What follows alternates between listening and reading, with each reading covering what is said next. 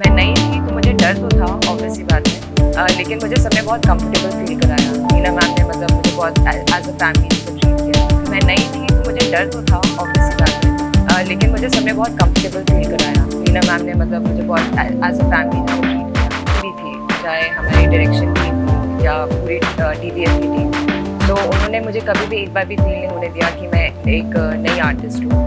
और उस वजह से मेरी जो जर्नी थी वो काफ़ी ईजी हो गई। नहीं देखोगे, ठीक है। तो फिर इनिशियली मैं थोड़ी सी नर्वस जब हो रही थी, तो मैंने जीतू को बोला कि यार मैं थोड़ी सी अफेक्ट हो रही हूँ ऐसा वैसा। तो उसने बोला कि किसी से इंटरेक्ट मत करो, बस हेडफोन्स लो और किनारे जैसे तुम्हारा शॉट खत्म होता है कोने में जाके बैठ जाओ, किसी से इंटरेक्ट करने की जरूरत नहीं। सो होता क्या है कि जब आप सेट पे रहते हो तो सेट पे बहुत सारी चीज़ें चलती रहती है, कहीं पे कुछ शोर हो रहा है, कहीं कुछ हो रहा है या कोई कुछ बोल रहा है, तो आप अफेक्ट हो जाते हो उस चीज़ से। तो जीतू की ये जो एडवाइस थी वो एक्चुअली वर्क, एंड वो भी वो वैसे ही करता है टू सम एक्सटेंट। वो दोनों इतने मज़ेदार हैं मतलब, तो उनको देखकर मुझे बड़ा अच्छा लग रहा था।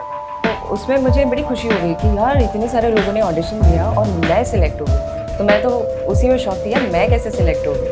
वो कन्फ्यूजन हो जाता है क्योंकि आप इतने साल से आप अपना ओरिजिनल नाम बोल रहे हो और फिर एकदम से याद नहीं रहता। सो एक्चुअल में ये था कि सीज़न 1 जब था तो मेरा नाम पूजा सिंह था उस टाइम पे। तो इतनी सारी पूजा रहती हैं, तो ऑलरेडी इंडस्ट्री में कोई एग्जिस्ट कर रही थी एंड काफ़ी टैग्स में आर्टिकल्स में तो गलत इन्फॉर्मेशन जा रही थी, तो उस कारण मुझे वो नाम चेंज करना पड़ा। कहानी वही कहानी है कि मतलब वो काफ़ी कॉमन नाम था और वो आर्टिकल्स वगैरह में काफ़ी गलत इन्फॉर्मेशन जा रही थी, तो अगर वो कुछ कह रही थी तो मेरा नाम जा रहा था। नहीं तो ये मैंने खुद से ही वो चूज़ किया था। तो मैंने बहुत सारे नाम थे, तो मैंने बहुत सारे नाम शॉर्टलिस्ट किए और फिर मैंने अपने दोस्तों को भेजा और फैमिली को भेजा और उनसे बोला कि जो भी अच्छा नाम है मुझे बताओ। तो शॉर्टलिस्ट होके सिर्फ 2 नाम आए थे, एक सान्विका था और एक आध्या था। हाँ, तो फिर मैंने सोचा ये ले लेती हूँ। दिस इज़ ये लक्ष्मी माता का एक नाम है। अभी तो कोई इन्फॉर्मेशन नहीं आ रही है जबलपुर से, लेकिन हाँ चर्चा काफ़ी है। तो मैं बैंगलोर निकली थी, फिर बैंगलोर से मैं बॉम्बे आ गई थी। तो जब उनको पता चला कि मैं बॉम्बे में ये कर रही हूँ, एक्टिंग कर रही हूँ, तो पहले मैंने नहीं बताया था। फिर उनको इनसिक्योरिटी थी, लेकिन उनने मुझे फ्रीडम दी थी कि हाँ बेटा बाद में तुम मुझे ये ना बोलो कि आपकी वजह से मैं ज़िंदगी में कुछ नहीं कर पाई। तो वो फ्रीडम उनने दे रखी थी, लेकिन साथ ही साथ उनको लगता था कि ये हॉबी है उसकी, 1-2 साल करेगी, बोर हो जाएगी, फिर उसके बाद नहीं मैंने उनको बता दिया था। 2 महीने बाद बताया था, लेकिन बता दिया था।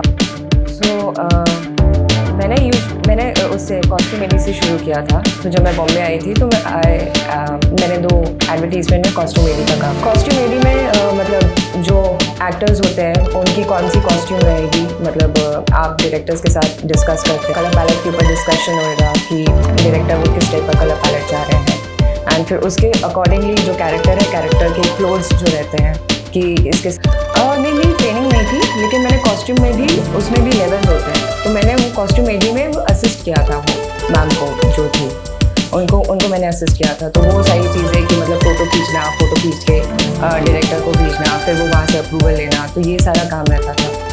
तो उस टाइम पे हाँ मैंने जब असिस्ट किया, तो जब मैं प्रोसेस देखती थी जब शूटिंग होती थी, तो मुझे बड़ा मज़ा आता था वो एक्टर्स को देखकर। एंड फिर उसके बाद मैंने सोचा कि चलो मैं ट्राई करके देखती हूँ। मुझे कभी नहीं था कि मैं एक्टर बन सकती हूँ, क्योंकि मेरी जो एक पर्सनैलिटी है वो बहुत डिफरेंट है जो एक एक्टर की होनी चाहिए। यूजुअली जो एक्टर्स होते हैं वो बहुत ज़्यादा बोलते हैं या नहीं, मैं तो ओपनली एक्सेप्ट करती हूँ कि हाँ मैं इंट्रोवर्ट हूँ, मतलब इंट्रोवर्ट भी रहते हो और आप एक्सट्रोवर्ट भी। तो मैं ऐसी मुझे 9 to 5 वाली जॉब नहीं करनी थी, ये मेरा गोल था कि मैं नहीं कर सकती। मतलब इंजीनियरिंग ख़त्म होते होते इतनी ज़्यादा स्टडीज़ हो गई थी कि मेरे को लगा कि अब मैं MBA के फिर से पढ़ाई नहीं कर सकती। हाँ, तो मैंने जबलपुर से किया है, लेकिन बहुत ज़्यादा हो गया था, मतलब पढ़ाई में बिल्कुल इंटरेस्ट नहीं रह गया। तो फिर मैंने सोचा कि कुछ ऐसा करते हैं जिसमें ट्रैवलिंग हो, और मैं जल्दी बोर हो जाती हूँ चीज़ों से, तो कुछ ट्रैवलिंग वाला जॉब हो, तो जिसमें बिहाइंड द सीन आपको जैसे ट्रैवल वाले शोज़ होते हैं, तो उस टाइप का कुछ हो। तो उसी वक्त मेरी फ्रेंड जो थी वो इंडस्ट्री में काम कर रही थी, उसने बोला कि होते हैं और यहाँ पे सिर्फ ऐसे नहीं कि सिर्फ एक्टिंग होती है, बहुत सारे डिपार्टमेंट्स होते हैं। तो बोली कि तो आके यहाँ पे ट्राई कर। तो उस वहाँ से मेरी जर्नी शुरू हुई कि उसने बोला तो आज तो आके ट्राई कर। तो फिर मैंने ये किया। फिर एक्टिंग के ऑडिशंस मैंने जस्ट एक्सपेरिमेंटल बेसिस पे देना शुरू किया। उसके पहले नहीं की थी, लेकिन 10 दिन के अंदर मेरा एक एडवर्टीजमेंट क्रैक हो गया। हाँ, और उसमें भी हमने कम से कम 300-400 लोगों ने ऑडिशन दिया होगा। और जब मेरा वो क्रैक हुआ, वो भले बहुत मोन्टाज था, मोन्टाज में ऐसे ब्लिंक एंड मिस रहते हैं। तो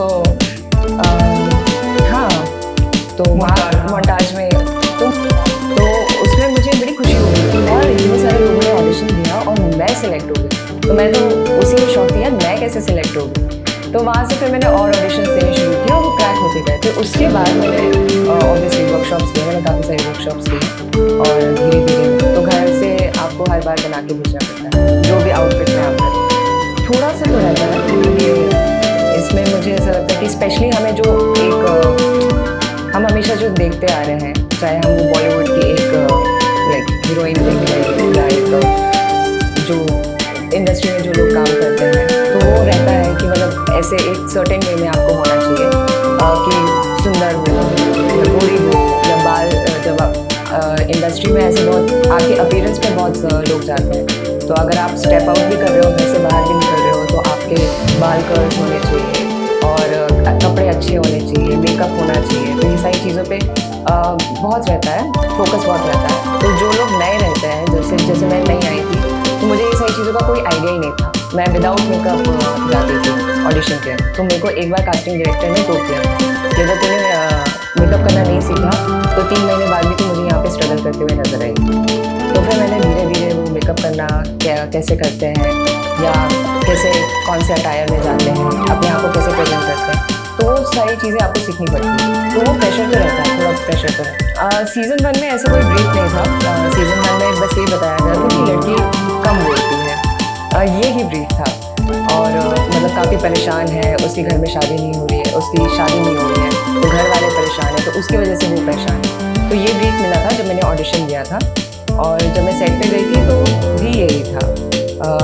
फिर सेकेंड सीज़न में जैसा कैरेक्टर डेवलप किया, जैसा वो उसको लिखा गया, तो यही है कि मतलब कम बोलती है लेकिन इंटेलिजेंट है और सादगी से भरी है, क्योंकि गांव की लड़की है। तो वो गांव की लड़की का वो जो पोर्ट्रेयल वो चाहते थे, वो सादगी और वो इनोसेंस चाहते थे, जो कि मैंने उसमें पोर्ट्रे किया।